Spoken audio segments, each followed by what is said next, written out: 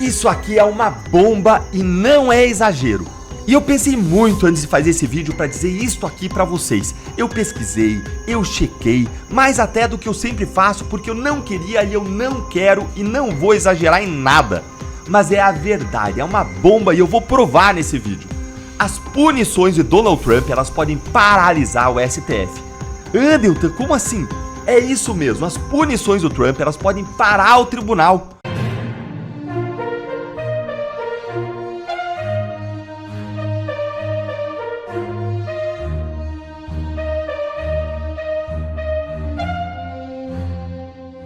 Fux se insurge novamente e julgamento é suspenso no STF. É isso mesmo. Em mais um episódio de divergências internas no STF, o ministro Luiz Fux decidiu pedir vista no julgamento de 4 réus acusados na participação dos atos do dia 8 de janeiro. Com isso, os processos ficam oficialmente suspensos por 90 dias, contrariando o gosto de Moraes. Esta não é a primeira vez que o ministro intervém em processos relacionados aos acontecimentos. No mês anterior, ele já havia interrompido o julgamento de Débora dos Santos, cabeleireira condenada a 14 anos de prisão. Sua postura vem incomodando ministros dentro da corte, principalmente os que apoiam Alexandre de Moraes. Isso porque a decisão de suspender o julgamento reforça a percepção de que Fux abre espaço para a reavaliação de penas exacerbadas contra os réus do 8 de janeiro. Falando nisso, caiu a ficha em Brasília sobre possível sanção dos Estados Unidos, diz especialista. É isso mesmo. A possibilidade de sanções dos Estados Unidos no ministro do Supremo Alexandre de Moraes é uma possibilidade vista como real em Brasília, segundo o analista político Leonardo Barreto. Em entrevista, ele afirmou que fontes garantem que caiu a ficha em Brasília sobre o risco de aplicação da medida. O desespero tomou conta da corte. Internamente, as autoridades brasileiras começam a perceber que a movimentação de líderes bolsonaristas nos Estados Unidos, especialmente de Eduardo Bolsonaro, não se trata apenas de bravata. Se deram conta de que medidas reais podem ser implementadas por Trump. O analista ressaltou que as autoridades brasileiras foram pegas de surpresa pela tempestade e agora tentam entender se o processo já está definido ou se ainda é possível uma gestão diplomática da situação. Barreto concluiu alertando que Eduardo Bolsonaro conseguiu convencer o governo Trump de que Moraes precisa receber as punições. Isso aqui é uma bomba e não é exagero. E eu pensei muito antes de fazer esse vídeo para dizer isto aqui para vocês. Eu pesquisei, eu chequei, mais até do que eu sempre faço porque eu não queria e eu não quero e não vou exagerar em nada. Mas é a verdade, é uma bomba e eu vou provar nesse vídeo. As punições de Donald Trump, elas podem paralisar o STF.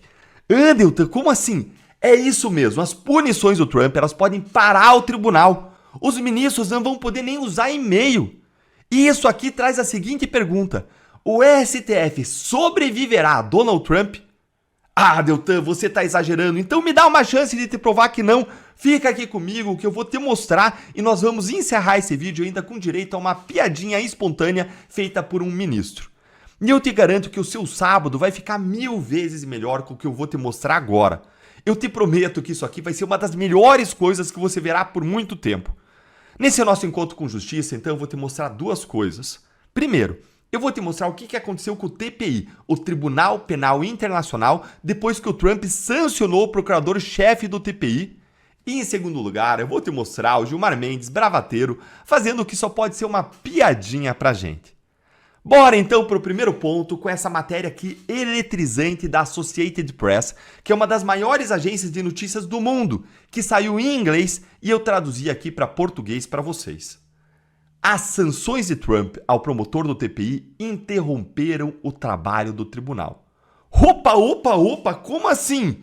Interromperam um tribunal poderoso como o TPI? E o que vai acontecer com o STF então? Antes da gente entrar nessa matéria, deixa eu te dar um pouquinho de contexto.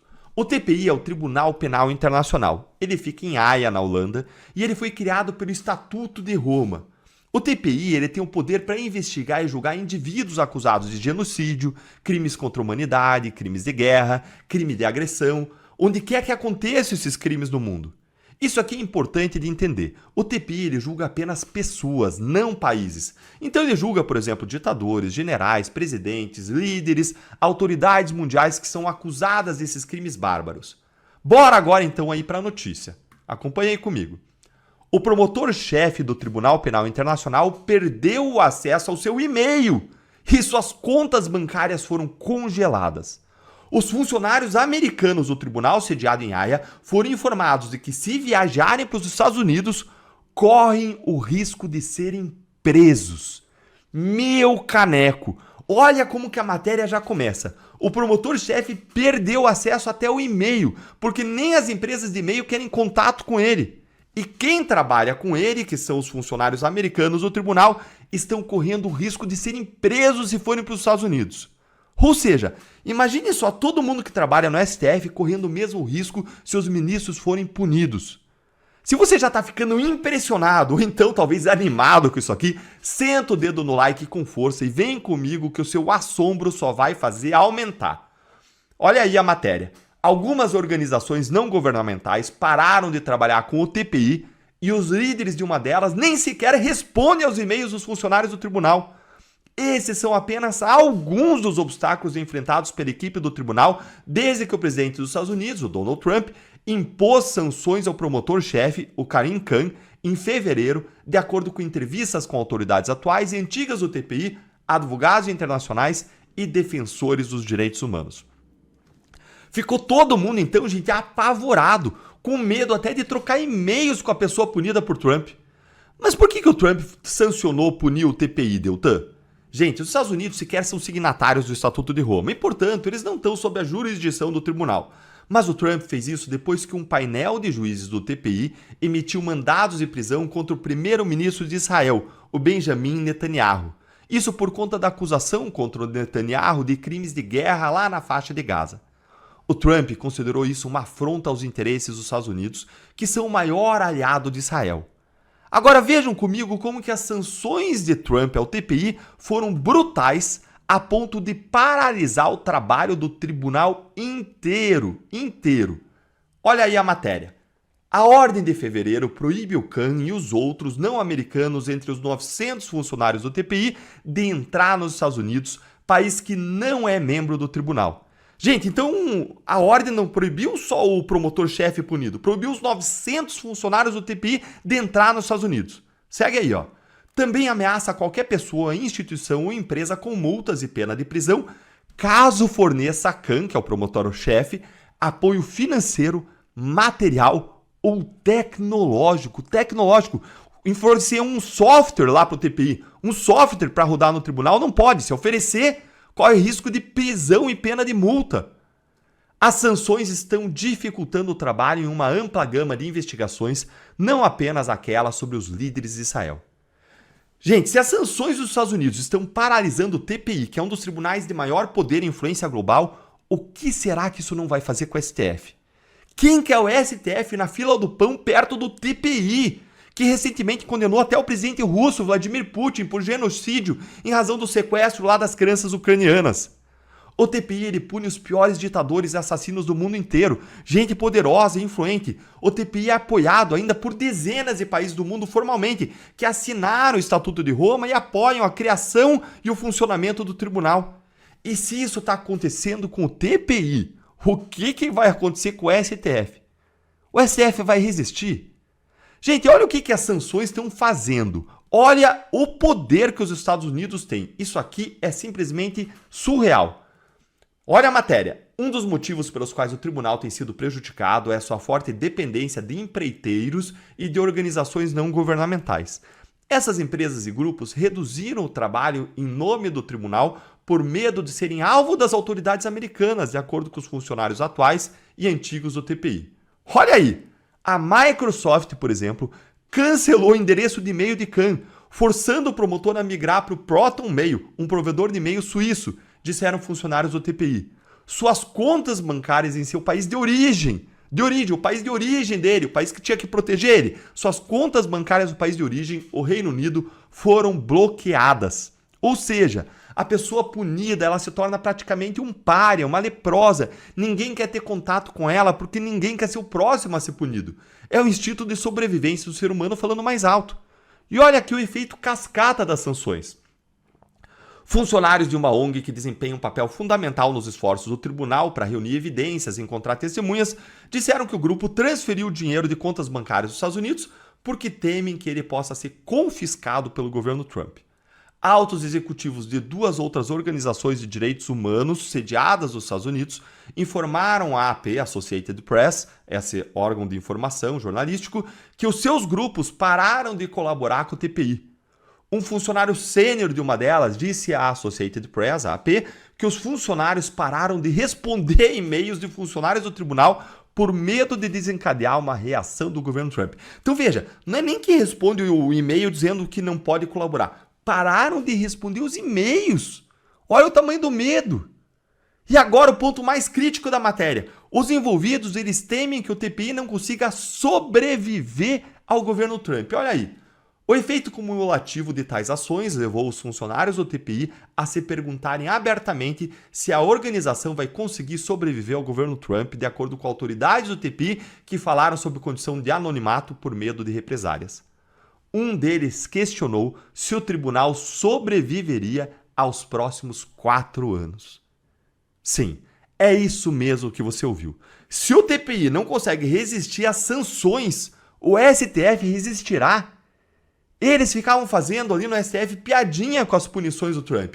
Mas agora estão morrendo de medo, estão com o joelho tremendo. Eles acionaram o Itamaraty, acionaram Lula. Lula disse que vai pedir ajuda de outros países. Eu fiz vídeo disso ontem com o Macron, ele e o Lula abraçados. Estão todos tremendo embaixo da mesa, que nem criança com medo de bicho-papão. Ah, só que esse bicho-papão é real, né? Ah, mas, segundo Gilmar Mendes, eles não têm medo nenhum. Olha só essa verdadeira piadinha espontânea aí do ministro decano do Supremo Tribunal Federal. Olha aí a piadinha, ó. Aqui não tem nenhum medo, diz Gilmar Mendes, sobre as sanções dos Estados Unidos a Moraes. Gente, eu fui apurar isso aí. Eu pedi uma perícia nessa declaração do Gilmar Mendes para apurar a veracidade dela. E peraí, gente. Acabei de receber aqui informação.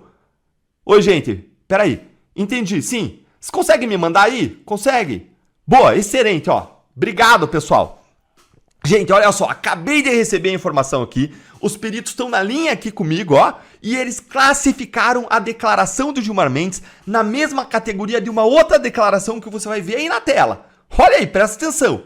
Olha essa declaração aí, ó.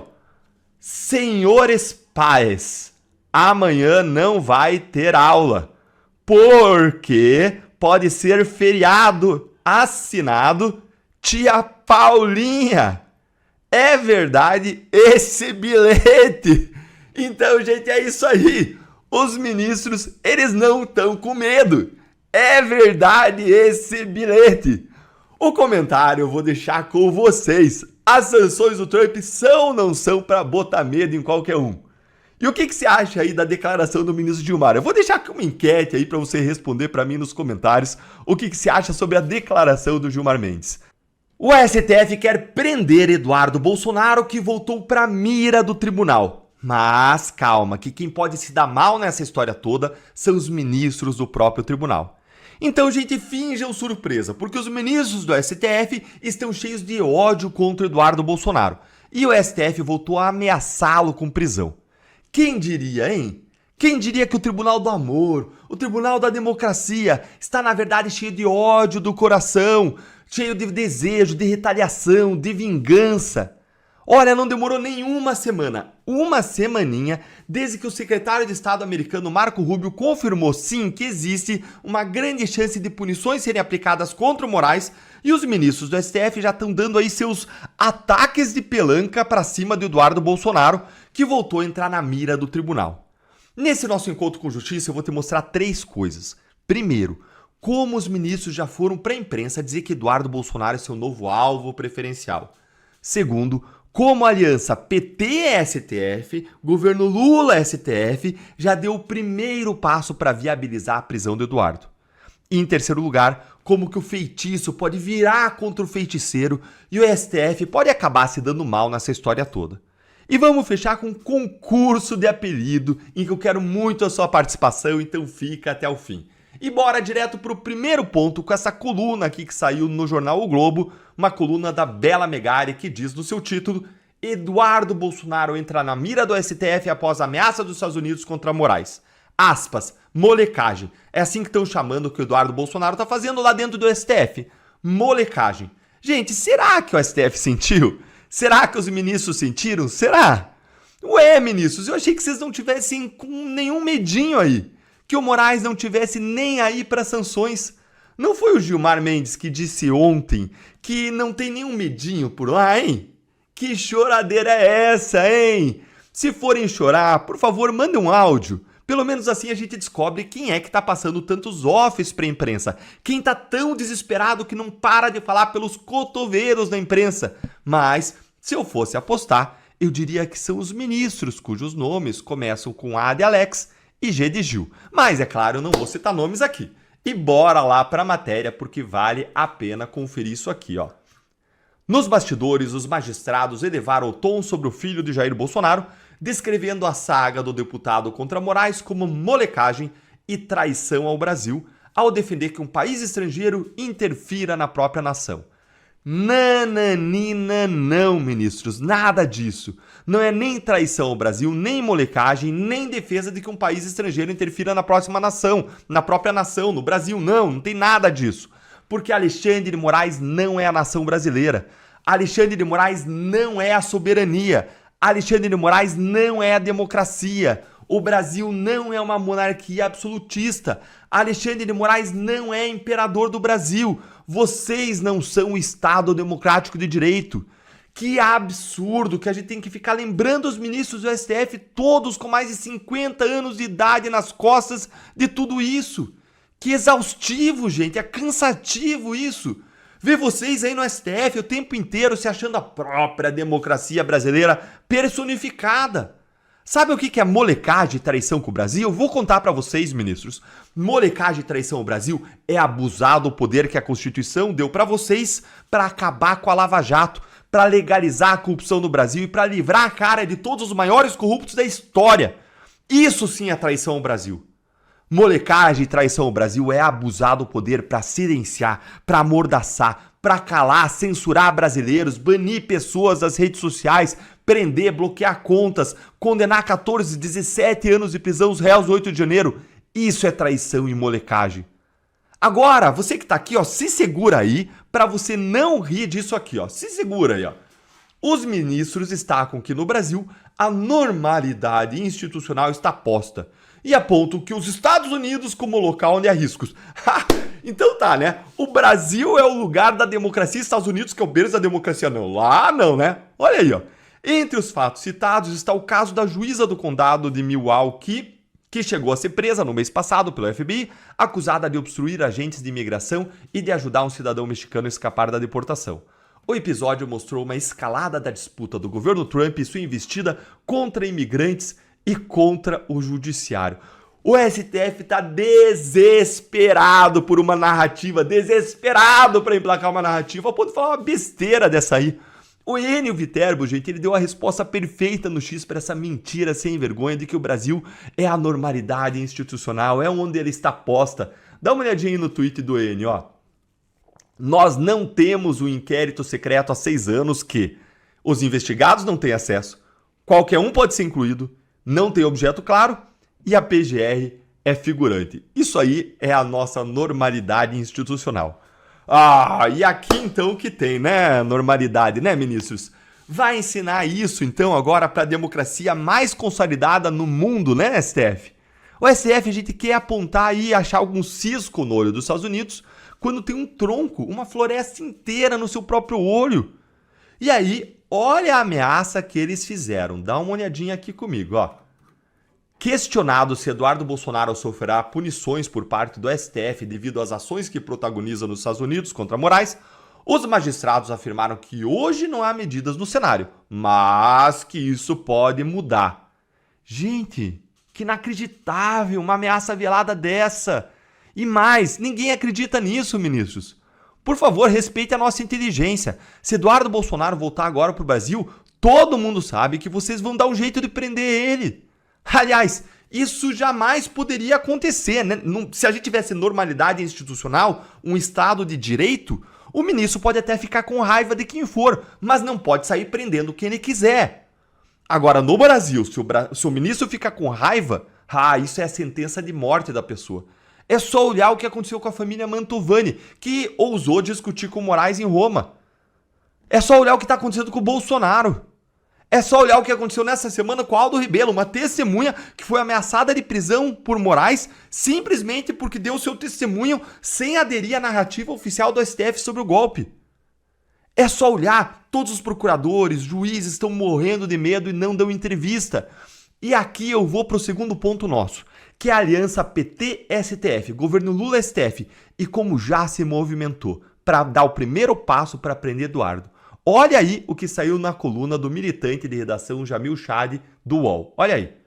Liderança do PT na Câmara pede prisão preventiva de Eduardo Bolsonaro. Só que, indo agora para o nosso terceiro e último ponto, o feitiço pode acabar virando contra o feiticeiro. Se o STF de fato mandar prender o Eduardo Bolsonaro por fazer algo que não é crime, porque denunciar violações de direitos humanos no exterior é um direito fundamental, um direito humano, previsto inclusive na Convenção Interamericana de Direitos Humanos. Se o STF então fizer isso, criminalizando um direito legítimo, eles vão dar a prova definitiva que os Estados Unidos e Trump queriam de todos os abusos judiciais e perseguições políticas que acontecem aqui no Brasil. E mais, para prender Eduardo, você precisa de um crime. A lei exige um crime. E qual é o crime? Quando tem crime, tem acusação. Cadê a acusação? Tem denúncia criminal da PGR. Cadê a denúncia criminal? Então, se eles praticarem mais um abuso, mandar prender Eduardo, e ninguém quer que isso aconteça, é claro, mas se acontecer, os ministros vão estar dando um tiro no próprio pé. Era só o que faltava. E isso nos traz, para fechar, ao nosso concurso de apelidos dos ministros do STF. Olha, antes eles eram apelidados de laxante na Lava Jato. Leite de magnésia, lactopurga, porque soltava tudo, né? Alguns ali tinham esses apelidos aí que circulavam na internet. E agora a gente vai ter que dar um outro apelido para eles, aí talvez Buscopan, Imosec, ou talvez simplesmente ditadores, inquisidores, torquemadas. Tem até quem já se autodesigna lá de Vingadores. Afinal de contas, faz sentido até esse apelido, não em referência aos heróis Vingadores, mas em referência à vingança institucionalizada que o STF está promovendo. E eu vou fazer um novo vídeo com os apelidos dos ministros, então peço aí, me ajuda, participa aqui nos comentários desse concurso de apelidos e me diz que apelidos que você daria para os ministros. Vamos fechar aí com um concurso de apelidos, qual é o melhor apelido que você daria para os ministros do STF? Curte o vídeo, se inscreve no canal, clica no sininho para você não perder nada por aqui e eu deixo um grande abraço e o desejo de um final de semana abençoado. Bom pessoal, esse foi mais um vídeo, eu espero que vocês tenham gostado. Se vocês gostaram, deixa o like aqui para fortalecer nosso canal. Logo eu volto trazendo mais informações da política para vocês. Um forte abraço, fiquem todos com Deus e até a próxima.